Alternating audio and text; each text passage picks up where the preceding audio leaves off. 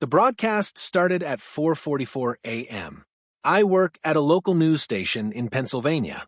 Nothing major. Small-town stuff. Weather reports. Car accidents. High school football scores. The overnight shifts were always quiet. Usually it was just me and one other producer sitting in the control room trying to stay awake until sunrise. Then came the broadcast. It happened last November during a storm. Power outages all over town. Most of our scheduled programming had switched to automated reruns while we monitored emergency weather alerts. Around 4:44 a.m. exactly, every monitor in the station suddenly went black. At first, I thought we lost power completely. Then one screen flickered back on by itself. Static. No audio. Just black and white static, buzzing loudly through the speakers. I tried switching inputs. Nothing worked. Every monitor in the station had locked onto the same signal. My coworker Lisa looked over at me nervously. Is this coming from us? I checked the live broadcast feed.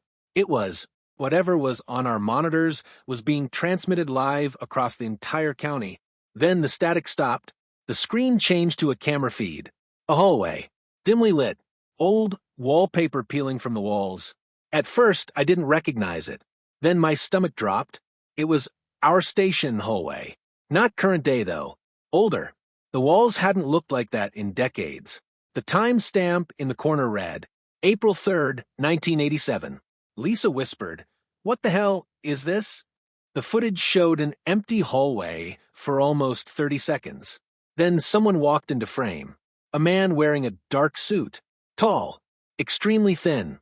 His movements looked wrong somehow. Too stiff. Like he was learning how to walk. He stopped in the center of the hallway and stared directly into the camera. Even through the grainy footage, I could see he was smiling. Then the audio kicked in. A low humming sound filled the control room speakers. Not electronic humming. Human humming.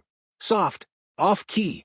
The man opened his mouth slowly, and dozens of voices spoke at once. "We are live."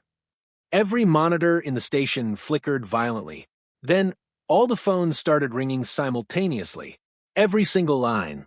Lisa answered one. Immediately pulled the receiver away from her ear. I could still hear screaming coming through the speaker from across the room. Not one person. Hundreds. She hung up shaking. Another phone rang. Then another. I answered the newsroom line before I could stop myself. A woman was crying hysterically. She kept repeating, "They're outside." Then the line disconnected. The broadcast feed changed again. Now it showed another room inside the station. Studio B. Except Studio B had been sealed off years ago after fire. Nobody used it anymore. On the screen, the studio lights slowly turned on one by one. Then people began walking into frame. Employees. Some current. Some former staff members. One of them had died 2 years earlier. Yet there he was on screen, smiling blankly beside the others, all facing the camera, motionless. Lisa started crying quietly beside me. Then the emergency alert system activated automatically, except we didn't trigger it. The warning crawled across every monitor. "Do not watch the broadcast." The message repeated over and over. But nobody could shut the signal off. I killed power to the control board manually. The screen stayed on. That's when we heard movement in the hallway outside. Footsteps. Slow. Dragging. Lisa whispered, "There's nobody else here tonight." Then came the humming. The same humming from the broadcast, right outside the control room door. We backed away slowly. The door handle began turning gently, back and forth, then stopped. A voice from outside calmly said, "You're still broadcasting." The voice sounded layered, like many people speaking together, slightly out of sync. Then the station intercom crackled alive overhead. A familiar voice spoke through the speakers. Our station manager. The problem was, he died in the 1987 fire. Please proceed to Studio B.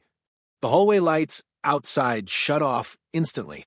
Darkness filled the glass window beside the control room door. Then something moved in it. A face, smiling from the dark. Lisa screamed. The thing outside tapped softly on the glass. 3 knocks. Then another face appeared beside it. Then another. More employees. Some living, some dead, all smiling silently through the darkness outside the control room. The monitors suddenly switched again.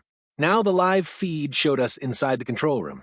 Real-time footage, except something stood behind Lisa. Tall, thin, smiling. I spun around immediately. Nothing there. But on the monitor, the figure slowly leaned closer toward her. Lisa saw it too. She started hyperventilating.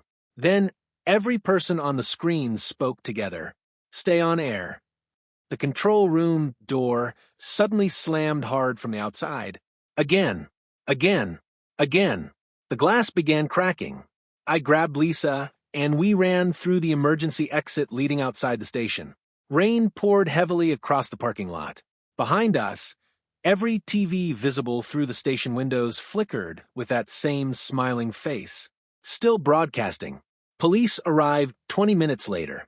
By then, the signal had vanished completely. No recordings remained. Not even backup servers captured the footage. Officially, the station blamed a technical malfunction.